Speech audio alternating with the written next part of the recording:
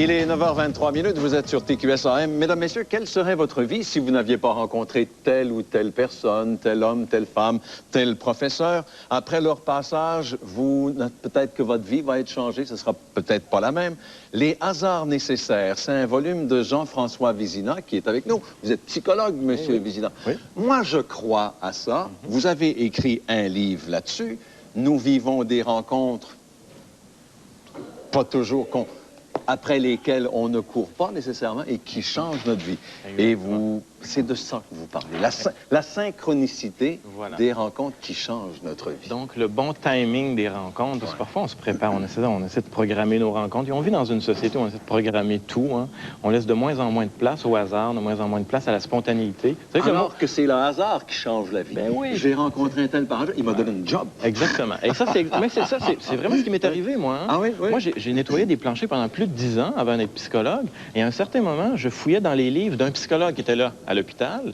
Et en fouillant dans les livres, plutôt que me dénoncer à mon supérieur, il m'a offert une job. Et donc, à partir de là, j'ai pu passer de mopologue à psychologue.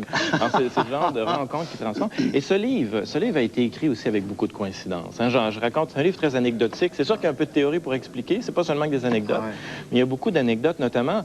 Le livre a commencé sur un plateau de TQS, entre autres. J'étais à l'émission de Louise Deschâtelet. Vous étiez allé, j'étais à l'émission de Louise Deschâtelet. Je vous ai vu quelques fois à l'émission. Exactement, j'étais à l'émission de Louise Deschâtelet. Et pendant 5 minutes, donc un peu comme aujourd'hui, on n'a pas beaucoup de temps pour parler de cette notion complexe, je parle du hasard. Et au même moment, il y a quelqu'un à Montréal qui ouvre sa télévision et qui entend le mot synchronicité, qui s'intéresse à la synchronicité.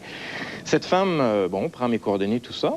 Il se trouve que cette femme était rattachée aux Éditions de l'Homme, donc il travaillait pour les Éditions de l'Homme. Et vous savez que c'est pas facile envoyer son manuscrit, être accepté, tout ça. Mais grâce à cette personne-là m'a téléphoné 1 an plus tard, alors que moi, je m'apprêtais à partir en voyage. Je m'apprêtais à faire un long voyage. Ma vie, moi, j'avais décidé, je m'en allais en voyage. C'était ça que j'avais décidé consciemment.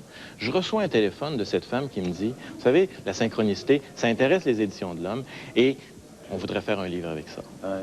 On utilise le mot synchronicité, mais vous avez dit tout à l'heure timing. C'est exactement ça. C'est une question, tu sais, être là au bon moment. Et ainsi. Mais vous ne parlez pas seulement de synchronicité, vous parlez aussi de bonheur là-dedans, vous parlez de possession, vous parlez de toutes sortes de choses là-dedans. Ben, le voyage aussi. Hein. On a quelqu'un des grands explorateurs aujourd'hui. Je crois que le voyage, l'état de voyage nous prédispose au hasard, justement. Les gares de train, les aéroports, c'est des endroits où on fait des rencontres déterminantes parfois. Moi, je me souviens, je suis à l'aéroport. J'étais à l'aéroport du Caire et puis avant de partir, je cherchais un endroit à Québec qui donnait des conférences dans un certain domaine.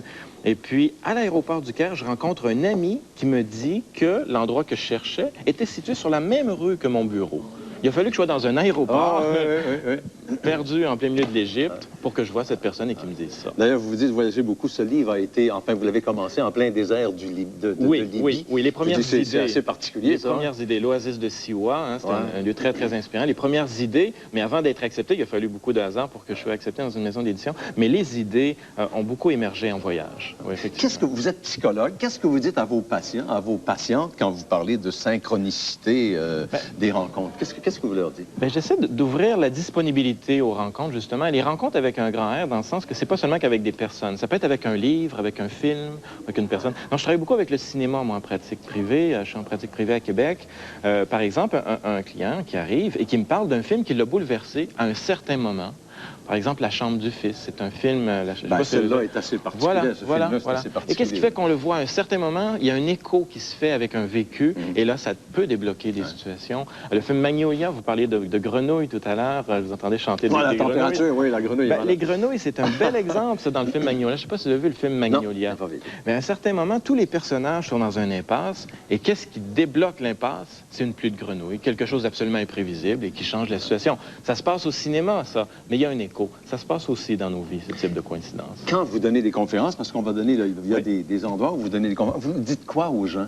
D'accepter ces rencontres, pas de courir après nécessairement, de laisser venir... D'être disponible. D'être disponible, d'être ouvert. Voilà. Être ouvert. Et quand vient le temps du sens, parce que souvent, moi, je suis pas quelqu'un qui va donner des trucs. Moi, je suis allergique aux trucs en psychologie, je trouve qu'on en donne trop, mais c'est de favoriser une disponibilité à ces rencontres et à ce sens. C'est de voir est-ce qu'on peut laisser le sens nous trouver. Parce que parfois, on travaille fort pour trouver le sens, puis il nous demande, mais qu'est-ce que ça veut dire, ce monsieur? Qu'est-ce que ça veut dire, ça? J'ai pas ce pouvoir-là de dire à quelqu'un, c'est ça que ça veut dire, ta coïncidence. Mais c'est d'ouvrir les portes vers l'inconscient. Mais finalement, notre vie est basée là-dessus. Enfin, dès qu'on est puis qu'on a des rencontres, c'est ça qui forme notre vie. C'est peut-être les rencontres avec l'autre. C'est peut-être l'autre qui peut rendre la vie la plus supportable. C'est grâce à l'autre que la vie est supportable.